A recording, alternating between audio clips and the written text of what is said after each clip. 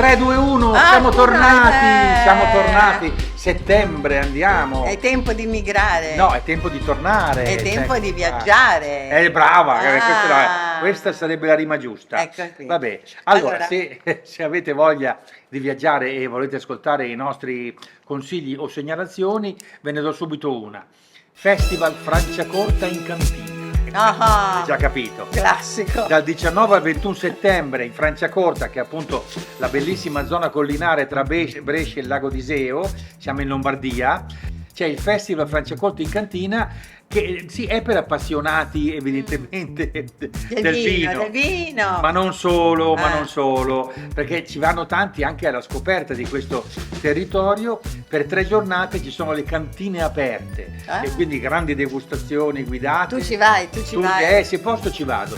Tour dei vigneti, laboratori culturali e enogastronomici. Va bene. Si festeggiano anche i 35 anni del consorzio. Attento al diabete. Franciacorta, che è un fenomeno interessante. Attento al Va diabete. bene, vai avanti. La Polinesia a Verona. Beh. Mi piace molto perché proprio c'è un discorso da fare sulla Polinesia. Dal 19 al 21 settembre le strade di Verona, in particolare del quartiere della Veronetta, si trasformeranno in un gran palcoscenico a cielo aperto per l'edizione nuova di Tocatì Festival internazionale dei giochi di strada, dedicata quest'anno alla cultura maori, quindi ci saranno questi che fanno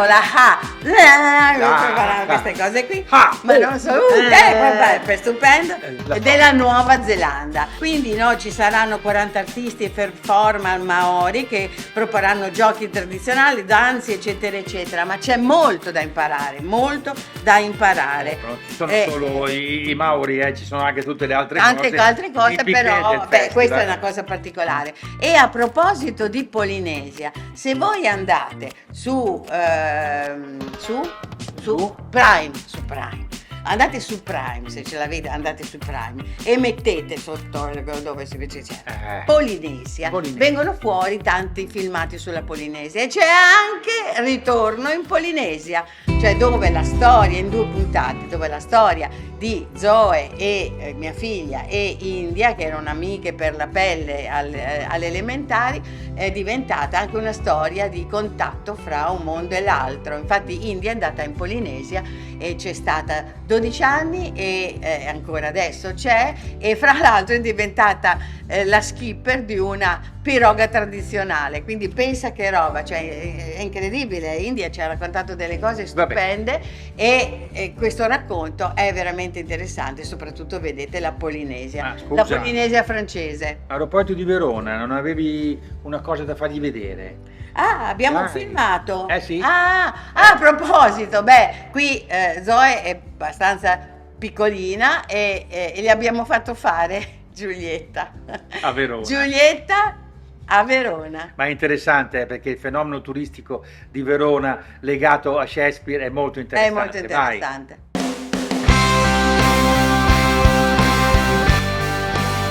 A Verona c'è un sacco di roba meravigliosa da vedere, ma non c'è niente da fare.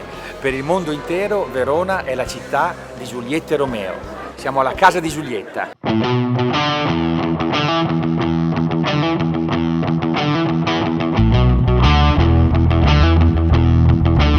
Ogni giorno qui, dove secondo la tradizione abitava la famiglia Capuleti, fanno la fila migliaia di turisti.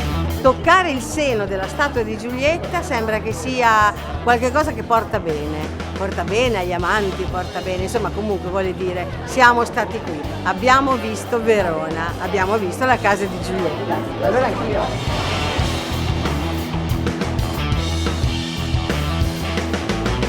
Troverò l'amore?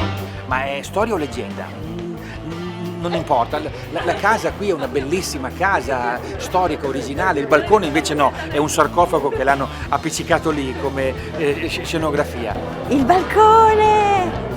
Eccolo! Il balcone è l'Oriente e Giulietta è il sole. Sorgi Giulietta, sorgi. Che belle parole, ma chi le ha scritte?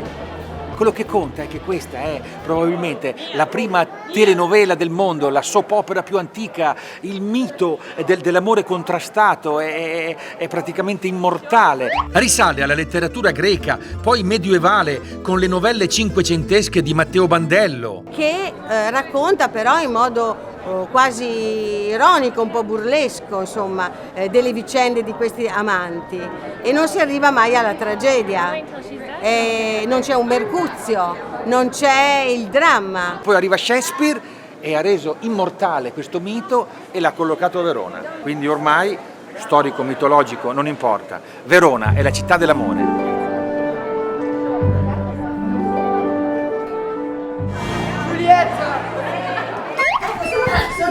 Nutrice, cara nutrice. Oh mamma mia, fammi riposare. C'è un traffico, un caldo, c'è tutti i turisti per strada, tutti i turisti qua sotto. Veramente. Bene. Ma cosa ha detto Romeo? Ma ha detto Romeo, ma tu, Giulietta? Ma dimmi le notizie, cosa ha detto? Cosa ha detto? Le mie povere ossa stanche, lo sai che ho le ginocchia che non le sento più. Vorrei che tu avessi le mie ossa e che io avessi le tue notizie, dimmelo! Cosa ha detto? Bella questa cosa di Shakespeare, è veramente bella, no? Veramente bella. Nutrice, cosa ha detto? Mi sposa o no? Giulietta! Ah, Romeo, io sono andata a trovarlo e lui mi ha detto che veniva subito! Sì, sotto il balcone! Appuntamento sotto il balcone! Un'ora fa? O forse anche 2.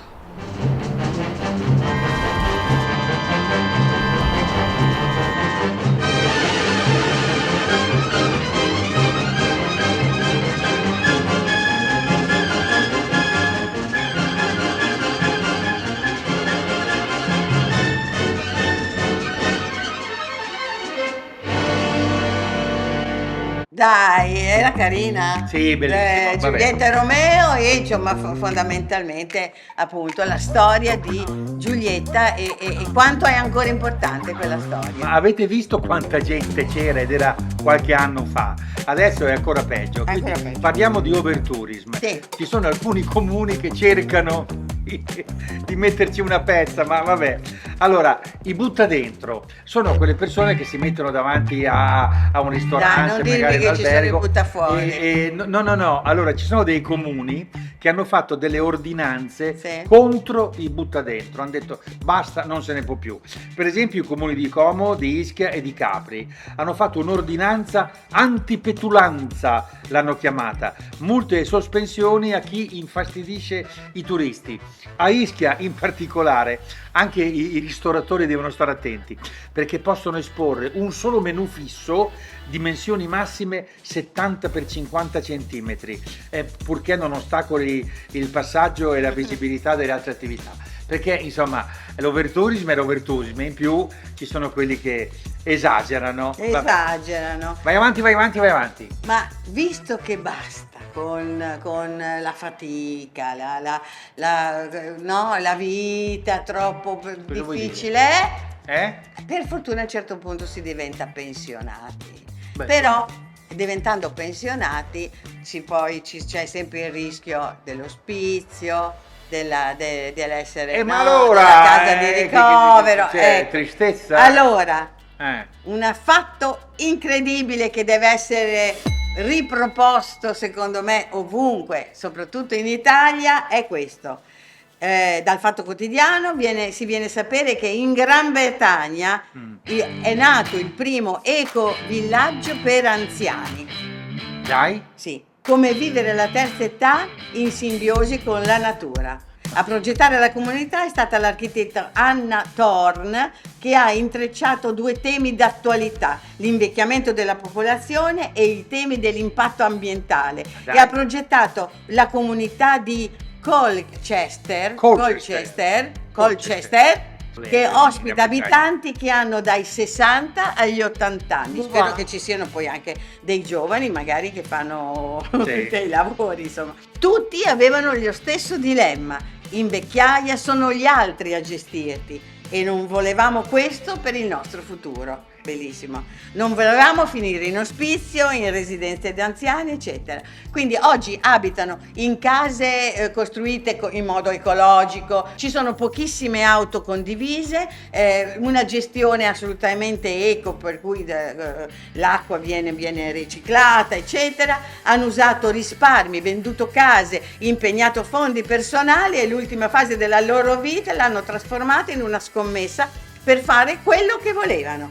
Non un declino, ma una dolce vita collettiva solo per una tribù dai capelli bianchi. Vabbè, la tribù dei capelli bianchi, in questa bellissima riserva. Vabbè, comunque lasciamo andare, lasciamo stare. Però, no, è interessante. Una cosa del genere, pensata all'italiana, non sarebbe. Esatto, magari all'italiana è un pochino più...